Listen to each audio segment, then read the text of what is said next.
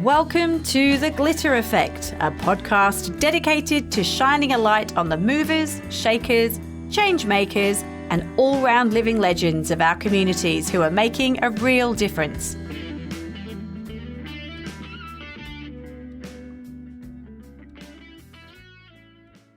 Today on The Glitter Effect, I have the absolute privilege of sitting down with a true glitter queen, Jodie Hollis.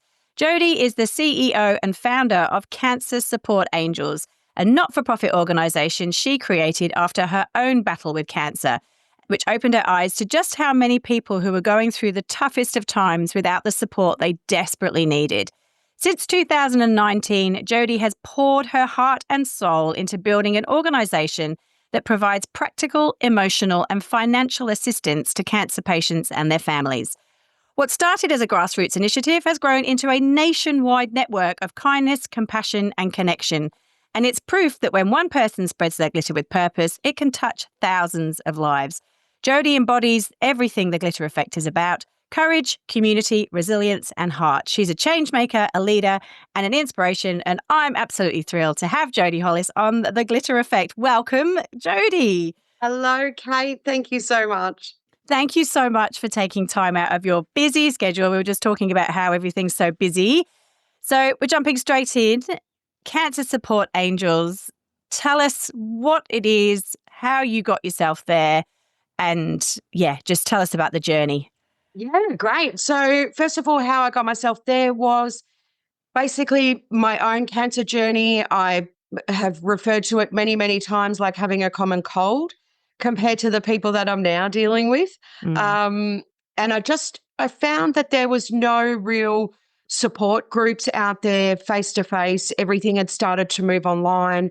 I know 2013, doesn't seem that long ago, but technologically, a million years ago. Yeah. And I really didn't want something that was online. I didn't, as much as when you go to a support group, you're in a room full of strangers. I have always struggled to do online stuff. And I couldn't find anything, couldn't even find just some general support groups.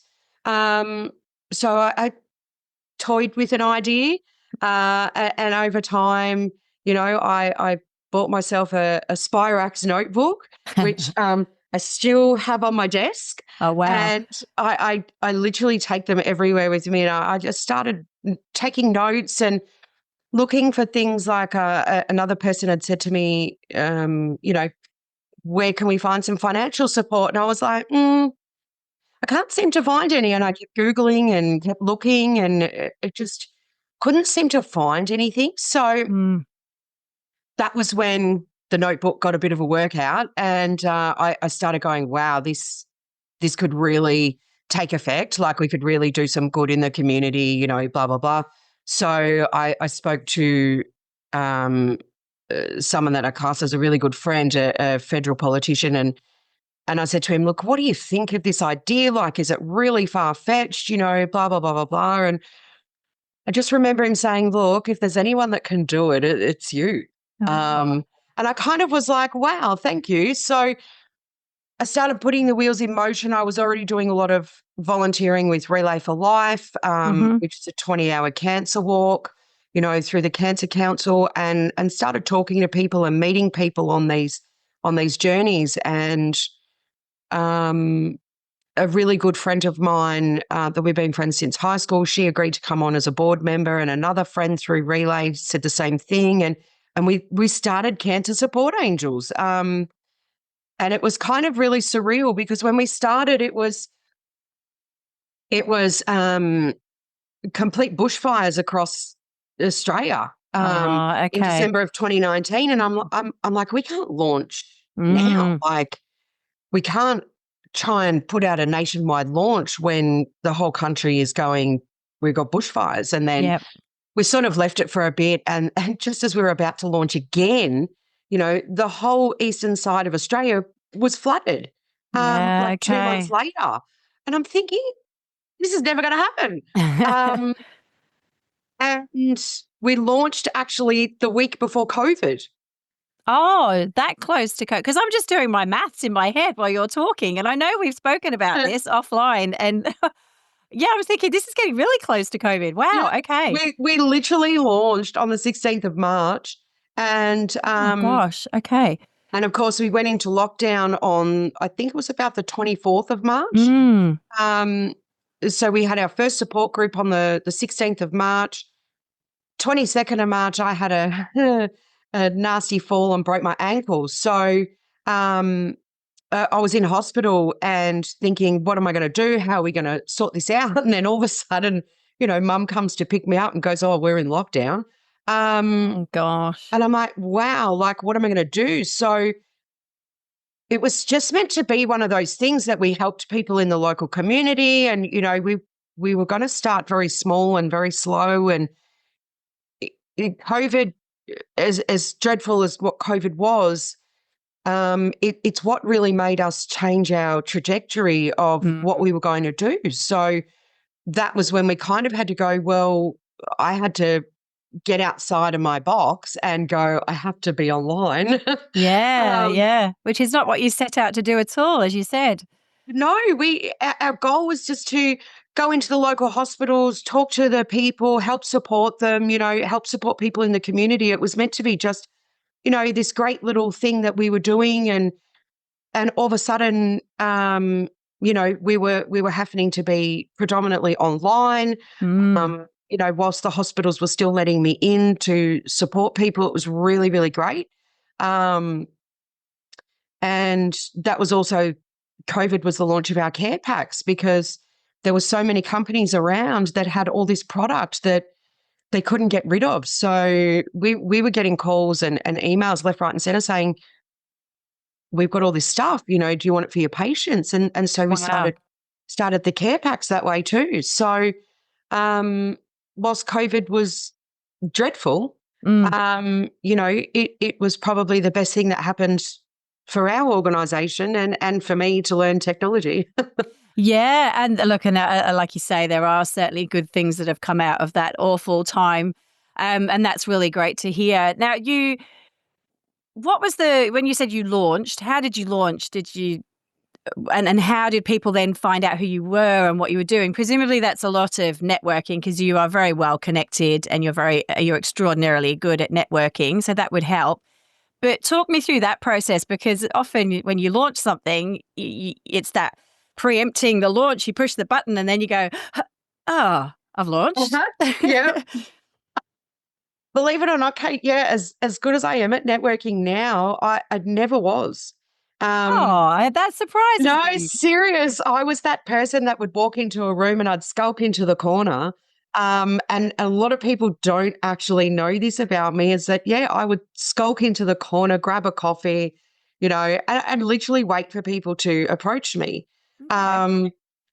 And COVID changed all of that. And more to the point, She's the Boss changed all of that for me. Yeah. I kind of, started walking into a room and going, hey, this is who I am. And very nervously talking to people. And I don't have an issue talking, and everybody knows that. So, it was a matter of getting our name out there in the local community, talking to the local council, the state government, the federal governments in the local area, Bunnings, doing sausage sizzles, getting in and out of the hospitals and Monash Health and care facilities and things like that. So that's kind of how I was doing it in that more professional sort of sense rather than networking groups. And then when we launched our first support group, it was kind of, it was almost like that. You kind of push the button and you go, bated breath. Yeah. But it was great. It was systems go. So we were very lucky that there was a lot of people in our corner through things like Relay for Life and whatnot. So we were lucky. We're extremely lucky. We were lucky that we had some amazing people on board that were helping to share and spread the word. So, it was. I can't say that it started tough, because it didn't really. No, that's good though. That's what you want, isn't it? And that obviously reaffirmed to you that there was something in it, because there is that risk, isn't there? And I always, and you know, that, and the listeners know that I've gone through, my family have gone through our own cancer journey with my son when he was just shy of turning 3. And it always amazes me that there is so much support, and I'm not poo-pooing it at all, for pediatric cancers. And absolutely, it's amazing. But then when you hear about adults going through cancer treatment, there's nowhere near as much. And you go, it shouldn't be that. It should be exactly the same. So at what point did you know that this was going to work? Was there your like aha moment, or was it just you from the get-go, you just said, yep, I know this is going to work because there's that hole in the offering already? Uh, Funnily enough, I think my aha moment was actually just recently. Oh. Yeah. So obviously we were going great guns, and I kind of always say that we had this like snowball effect. Yeah. Whilst we were up and running and all the rest of it. Anyway, about 18 months ago, my partner died, so I decided to take a step back and leave it in the hands of the rest of everyone else. Yep. And things kind of took a bit of a downturn for the charity. And it was just literally about 4 months ago that I kind of went, no, this needs it. I'm getting emails, I'm getting phone calls, I'm getting, this is needed. We need to get back out there, and I need to be back on board, and we need to keep going. So that was kind of, after sitting down one afternoon and opening the emails, which I hadn't done for a long time. I won't tell you how long. I kind of went, oh my God, like that. I'm not going to get through this. Like, yeah. So that was kind of my, wow. We actually were doing great, and we were doing so much to help other people, and we need to just keep at it, and we need to keep going. We need to keep being out there and supporting everyone that we possibly can. Wow, that's quite a journey to get to that point, to be your aha moment as well. But in that time then, so Cancer Support Angels, it offers practical, financial and emotional support to anyone who makes contact through a third party. Is it normally through a third party, or can people come to you directly? How does it work? Is it referral? No, there's nothing. They come to us direct. They get referred.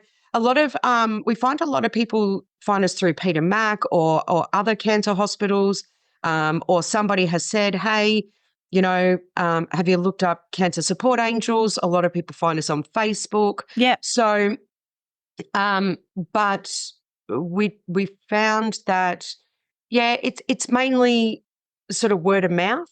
That's good. That no one needs a referral. Yeah. We're a free service. We support people regardless. So it's just, if you need support on your journey, regardless of what it is, give us an email, call me. 9 out of 10 times you'll talk to me anyway. So, we have a great team that you can talk to, but quite often you'll talk to me, and we can talk through what your requirements are. And you're predominantly volunteer run? We are. Yeah. Yeah. How many volunteers have you got? So 18 months ago, we had just over 70 volunteers. Yep. And we're just in the process of recruiting all of those people back, and some. So we're hoping by the end of the year to be sort of sitting around that 100 mark. Wow, that's big. And you're based in Melbourne, but do you offer support to people outside of Melbourne as well? Nationally, yes. Oh, okay. So we have pretty much been national since about August of 2020. Yep. So we offer support right across the nation. We have had many, many requests from other countries, but as we've explained, we're helping our own backyard. Yeah. So. Yeah, it goes to show, though, doesn't it, that there is a need for something like this. It sounds simple, but there is an absolute need. Huge need. In your view, which type of support has had the biggest impact, and why do you think that is the case? Kate, I really think the emotional support more than anything.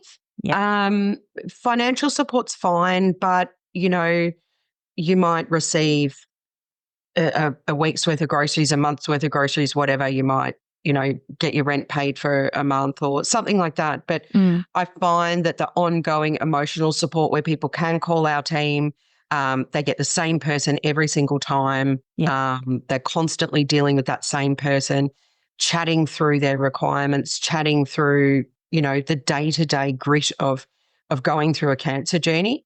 So I do find that that's the biggest effect we're having. And like I said, I cannot talk from an adult perspective, but from a parent's perspective with a child going through cancer, I can tell you one of the hardest things that my husband and I always said was everyone was trying so hard to understand, but sometimes you just didn't want to talk to them, but you just needed someone who got you in the nicest sense. Everyone's so kind and generous, but you just need people who get you and you don't have to explain yourself.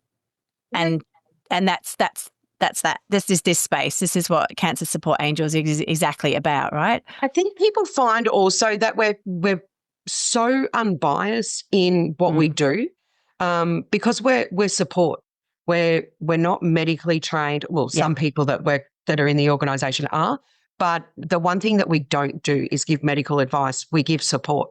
We give peer support, and that is. Nearly everybody in the organisation has either had cancer or been touched by cancer or going through their own journey. Okay, so we give that peer support, so we get it straight up. We understand that all you really want is for your friends to call you, and rather than saying, "Oh my God, how are you feeling?" you want them to call and say, "Oh my God, my husband's driving me insane," or, my wife's not doing whatever, like the things that we normally talk about with our friends. And, this is how the kids are going and we've got so much on. It's crazy. We want that. Like every single person that's going through that journey just wants to have that normality in their life because cancer is also consuming. Yes. That we just, and you would understand this yourself, as much as you want someone that's going to get you, you also want a normal conversation from time to time. It's funny you say that. I was talking to someone very recently. We've got a couple of people in our local community who are parents who are going through their own cancer journeys. And I always remember the biggest thing I only ever wanted to hear about was what everyone else was doing, but people didn't want to, because I get it. I understand why, but you just want to hear that life's going on, because all you're hearing is beeping and medical terminology and you're just overwhelmed. And so I make a point of it's not throwing it in their faces, but just in a gentle way of just sort of talking about what we're doing to make it sound normal, but consciously doing that, because otherwise it just becomes all about them. Mm-hmm. Yep.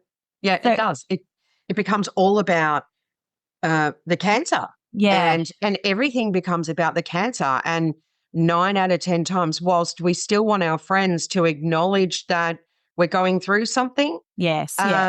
We still just want a normal life. Like everyone just wants a normal life. They just want to know that, hey, I'm going to the movies, or, do you want to come to the movies? That's right. Yeah. Those sorts of things. Like, let's just continue to be normal. Well, as normal as you can be. Yeah. Or whatever that is. Yeah, exactly. And are there any stories, obviously not naming names, but where there's the certain type of support has really made or changed someone's day-to-day life significantly, or has made a massive difference? Look, there's so many.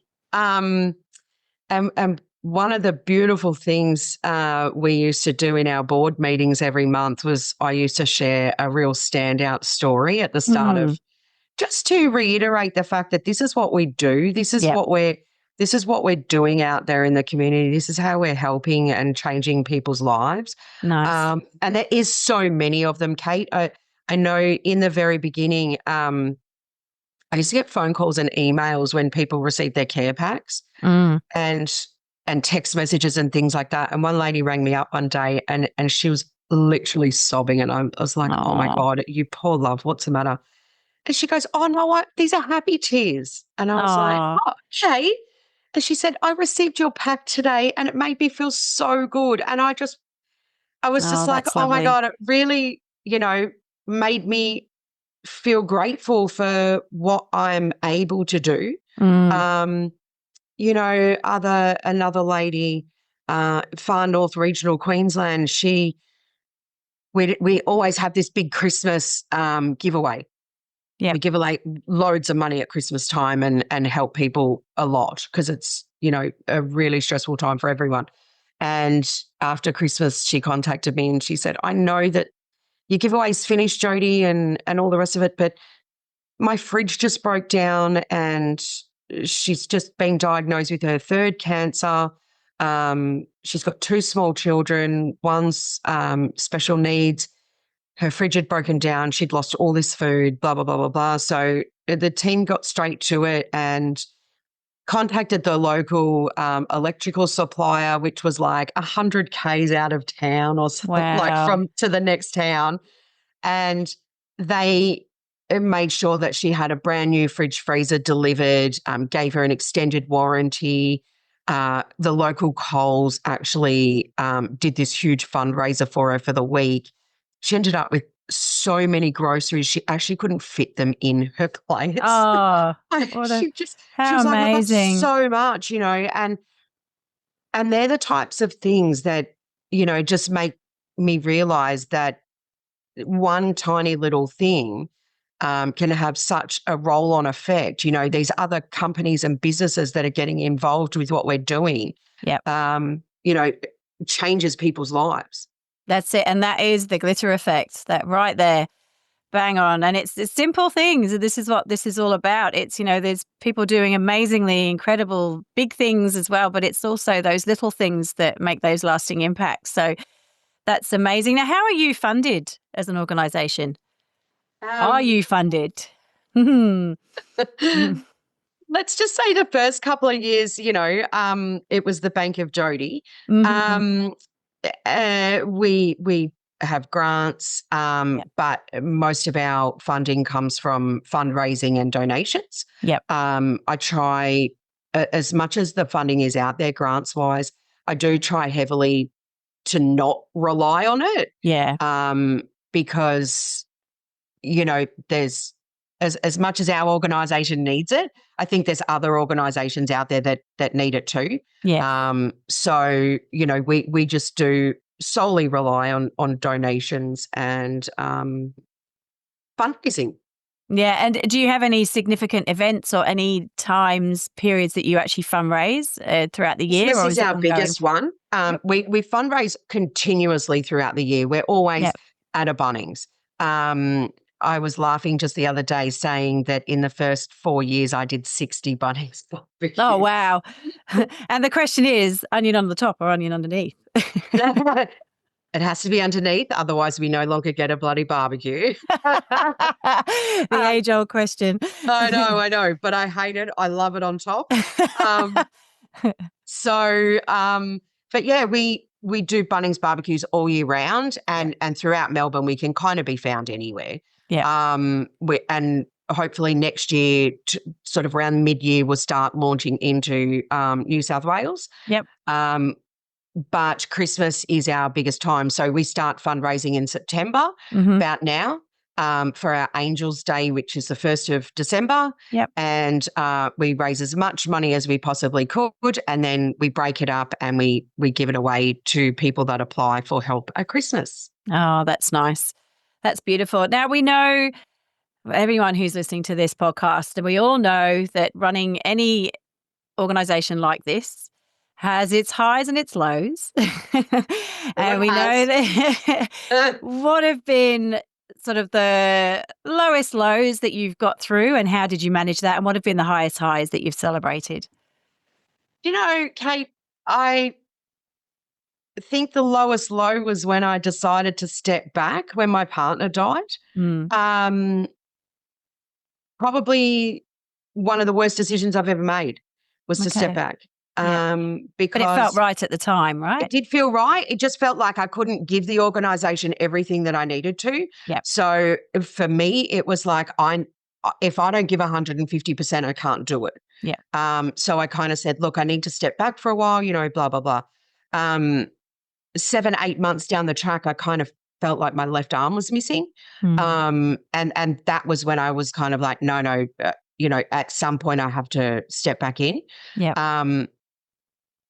My highest highs are every day, every day in this organization, spreading the word, getting to the amount of photos I get with people smiling with their packs on them, with their packs that they've received, tiny little videos of thank you so much for the support. Like it just really makes you smile, and they are my everyday highs. The team that we have, I can't believe the amount of passion that they have for what we do as well. I thought it was just me, but the team really carry that passion through, and they do everything 150%. Nothing is ever done smallly within this organisation. Everybody really just has got that drive to be the best that we can. That's amazing. And looking ahead, where do you see Cancer Support Angels going? Have you got any plans that you can share with us, or you just got any aspirations or dreams of where you can see it going? Yeah, loads of plans apart from world domination. That's next year. That's next year. So now we're launching into the NDIS space, which I know is probably, what everybody's doing. But obviously with us, we're keeping it, in our theme and all the rest of it. So just for those NDIS clients that have had a cancer diagnosis. Over the last 3 years, I've been supporting a number of people with a cancer diagnosis on NDIS, and I have really come to see the difference in the care that is needed. It needs to be next level, and that is where our people will excel at this, because that's what we're training for every single day, is to support cancer patients. A lot of our staff that are coming on for NDIS are specifically trained in either NDIS or nursing, so that we just have that next level higher care for those cancer patients.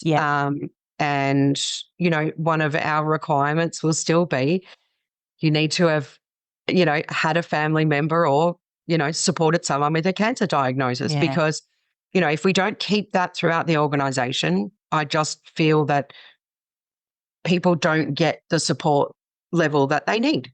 Yeah, that's good. And you've got to remain true. I think that, that's so clever as well to do that, because it could dilute your messaging if you don't get that right. So well done. That's a really good thing to hold on to.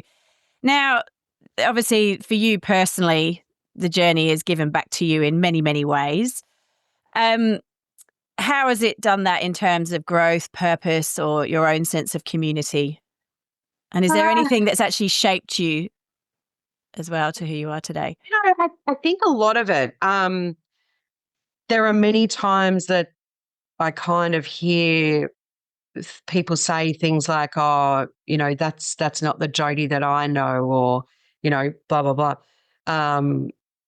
I never was a very tolerant person, and I was always very business focused. I was constantly in the corporate world, and taking myself out of that and into this other softer side of nurturing and supporting people that really need it, has really changed the way that I look at things, the way that I approach things, and very cliched, makes me very grateful and remain on a very positive, upbeat path. A girlfriend the other day, we were chatting and she said something to me and she goes, "Oh my God," she said, "seriously, your positivity is becoming a little bit toxic." And I was like, I'll take God, that. I'm so sorry. But I think with what we do, we need to remember that if you're not remaining positive about what's out there and the lives that we lead, then, you know, that's also a snowball effect into wrongful mindsets and, you know, negative mindsets, not wrongful, but negative mindsets and things like that. So I kind of feel it's shaped the way that I look at the world. It's shaped a lot of my relationships with people, business relationships, and just how I conduct myself. You know, and it's been a godsend. Which is great. And again, you can tell my husband and I talk a lot about things like this, where we talk as well, and we say, you know, there's certain people that you can tell, not that you wish anything on people, but who haven't had major road humps in their journey to date. Because I know for a fact our cancer journey with my son, that was our major road hump as a family, and we changed how we move forward from that in a very positive way.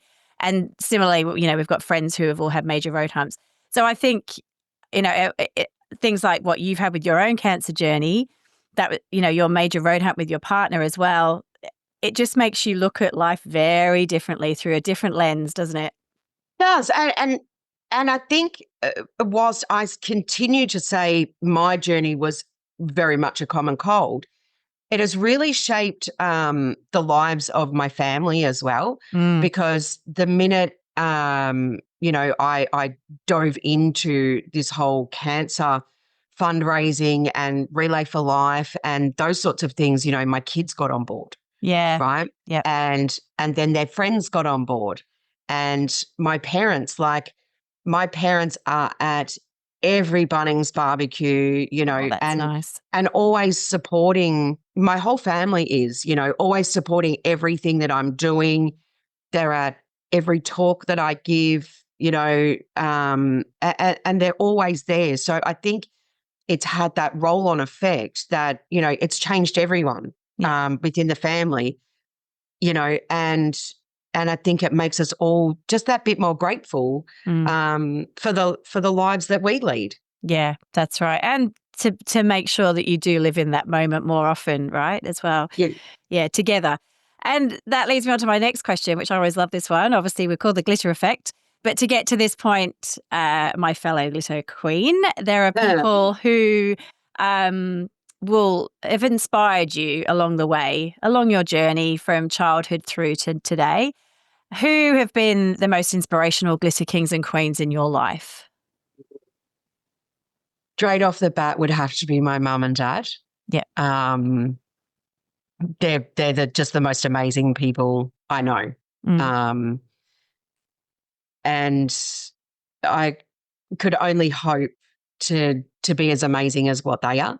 And every single day that I do the things that I do it for my family. I do it to make my parents proud. I do it to show my kids, you know, that if you put yourself out there and you put your mind to things, you can do whatever you want, because that my parents always said to me, you can do and be whatever you want. And so I'm doing that, and I'm trying to do that to the best of my ability. I'm a huge political fan, and I have a number of people, you know, in that world that constantly inspire me to keep pushing through. Because obviously the political world is a lot of ups and downs, and you still see people pushing through. But I think most of the people that really inspire me is the people that we support. You know, and the volunteers in the organisation. Like, these people work full time and still are on Zooms with me and things like that on Sunday nights, on 9 o'clock at night during the week when they've got to get up and go to work. And it's like, Jodie, how can I, you know, how do I do this? Or, you know, no one's ever saying no to a late Zoom meeting or a Sunday Zoom meeting and, you know, things like that. Like, magic. That is inspirational in itself. And, you know, that's why I'm here to just keep spreading it for everybody. But you've created that too. You lead from the top. So that's you that has created that culture as well, if you like, through your volunteers. So hats off to you too. That's great. Amazing. I always hope that we have a good culture. And I think I'm pretty positive that we do because of the caliber of people that come through. That's good. And how can people find out more about Cancer Support Angels, Jodie? Where can they find you? So the best thing for people to do is jump on Facebook and look us up, just Cancer Support Angels. Yep. Or they can jump on our website, which is cancersupportangels.com.au. Amazing. I'm sure everyone's currently frantically typing those out now. Jodie, thank you so much for joining me on The Glitter Effect today and for so generously sharing your story, your wisdom, and your glitter with all of us. Your courage in turning your own journey into a lifeline for so many others is nothing short of inspiring. And I tip my glitter crown to you. You've shown us that spreading glitter isn't always about big shiny moments. It's about the consistent heart-led acts of kindness that ripple out and change lives. Cancer Support Angels is proof that what can happen when one person refuses to let others walk alone. To our listeners, I hope Jodie's story reminds you that we all have glitter to share. And when we do it with purpose and heart, we help create communities where no one is left behind. Jodie, thank you for being the glitter queen that you are. The world is so much brighter because of people like you. Keep shining bright and spreading your glitter far and wide. I wish you all the very best. Take care. Thank you, Kate. Thank you so much for having me today. Thank you for joining me, Kate Ganneil, on The Glitter Effect. If you've loved this episode, be sure to subscribe, share it with a friend, and let's keep the conversation going. Until next time, keep showing up, making an impact, and sprinkling that glitter wherever you go. Bye for now.